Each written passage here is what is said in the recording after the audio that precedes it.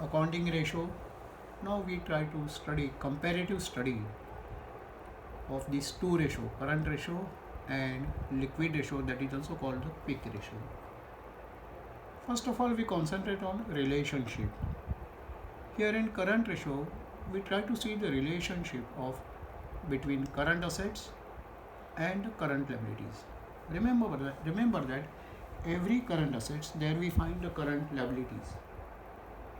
Current assets, all of you know that: stock, debtors, cash, bank, bills receivable, prepaid expenses, loans and advances, advance payment of tax. All these are called the current assets. And against that, whatever it may be, the current liabilities means bills payable, outstanding expenses, creditors, bank overdraft, such type of items are there.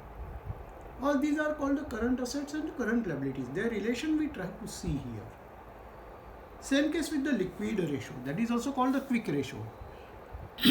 Here we see the relationship between liquid asset. Remember that liquid asset means all current assets, and we minus only three items: inventories, prepaid expenses, advance tax paid. Inventories means unsold goods at the end of the year. And whatever it may be the balance sheet, current assets, balancing current assets, that is called current, means quick asset or liquid asset. Current liabilities are the same. Now that relation we try to find out: liquid asset and the current liabilities. Second, we have the formula. Formula here: current assets upon current liabilities. And for quick ratio, liquid asset upon current liabilities. Ideal ratio, we can say that 2:1, means for every rupee 1 current liability, current asset should be double, ideal. And for quick ratio, asset test ratio, or we can say that liquid ratio, it is 1:1. That is called ideal ratio. Means for every rupee 1 current liability, liquid assets are 1. And objectives. Here, from the date of balance sheet, 12 months period are generally considered. 12 months period are generally considered. And from quick ratio point of view, that period is within a month, I mean maximum 1 month's period we consider. Why this is so? Why this is? Because whatever it may be the inventories, inventory means unsold goods. Unsold goods sold, maximum it requires a 12 months period, maximum. And here already goods are sold, inventory we are not going to consider. Already goods sold means debtors, bills receivable, cash, bank itself, such a type of items are there. From the debtors, how much period we require to recover the amount. Bills receivable, how much period we require to recover the amount. Bills receivable, no doubt, if you need the hard cash immediately, you can discount the bill with the bank and you will get the cash.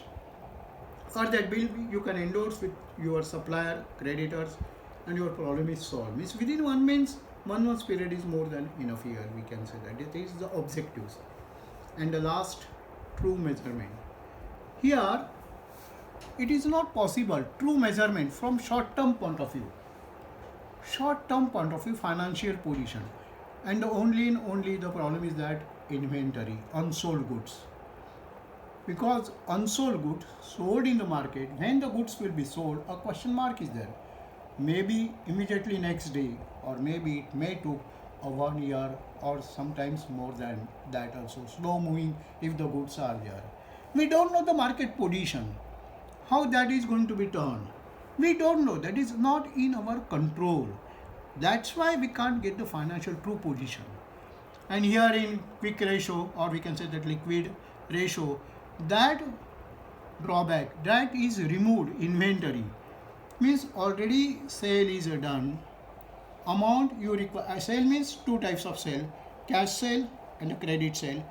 If the cash sale, no problem at all, liquidity point of view.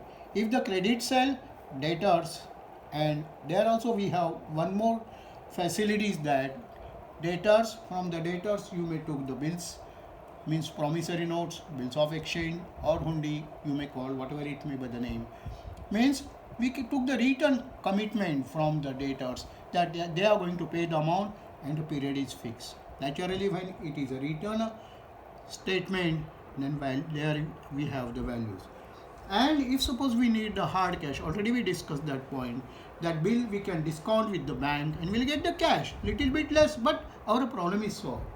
Or that bill we can endorse to our supplier, creditors, and then also our problem is going to be solved. So here that shortcomings are removed when the inventories are not going to be considered. This is somewhat comparative study.